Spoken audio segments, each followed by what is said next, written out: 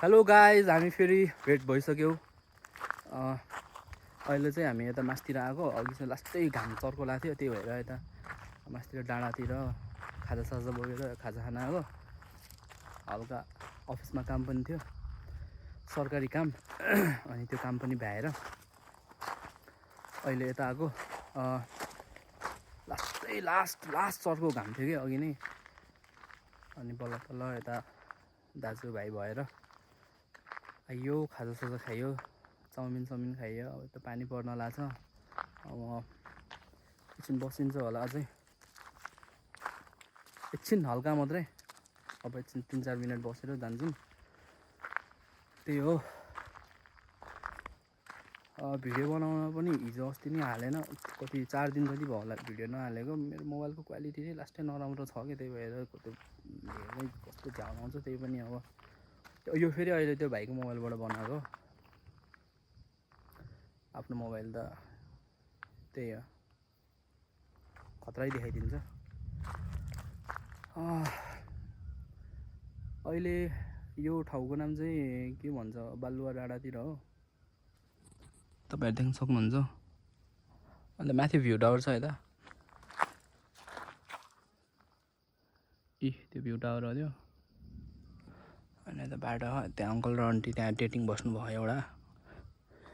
हामी चाहिँ खास मासतिर बस्नु भन्थ्यो। अनि त्यो अङ्कल र आन्टी त्यहाँ दुईजना डेटिङ बस्नुभएको थियो। को अनि त्यो डिस्टर्ब नगरौँ भनेर नि हामी चाहिँ यो ढुङ्गा उता छ। अनि हामी चाहिँ यता म देखाइदिन्छु सुस्तरी।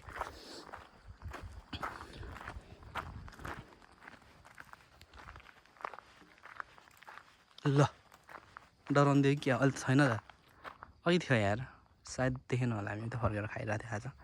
यहाँ हुनुहुन्थ्यो क्या। बाटो यस्तो छ, पहिला यो बाटो यस्तो नराम्रो थियो। हामी छोरी गाउँ जाने बाटो यही हो। यताबाट पनि मिल्छ जान त। पहिला चाहिँ यताबाट जान्थ्यो, यस्तो लास्ट के खत्तम थियो। अहिले चाहिँ यस्तो भयो। जे होस्, पिच चाहिँ अब कति भन्ने। अब यो पिचलाई चाहिँ बनेको धेरै भएन, तर कङ्काल भइसक्यो। अबको 2 वर्षमा यो अझै ठुलै कङ्कालै हुन्छ। बिचमा भेन्डी प्लस लगायो, ब्यान्डेज लगायो। यहाँ भयो, यहाँबाट ब्यान्डेज लगायो, त्यहाँबाट ब्यान्डेज लगायो, त्यहाँ सब ब्यान्डेज लगायो। रोडको कन्डिसन चाहिँ यस्तो छ। अनि यहाँ चाहिँ त्यहाँ बसेर खाजा खाँदा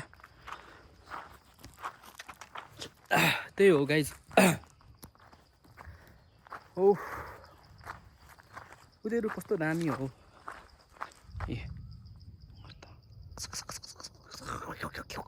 खालको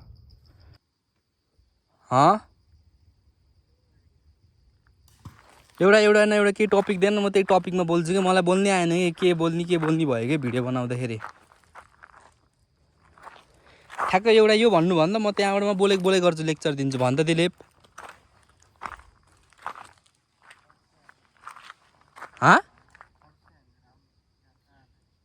ए नागिर त म ब्याङ्क जाँदाखेरि नागिर त बोकेर गएको थिएँ। त्यतिखेर हल्का पानी पनि परेको थियो। अनि त्यहाँबाट प्यान्टको खुल्टीमा नागिर त हालेको थिएँ। अनि के भन्छ अरे, धुने बेलामा झिक्नै बिर्सेछ क्या भाइले लुगा धुँदाखेरि।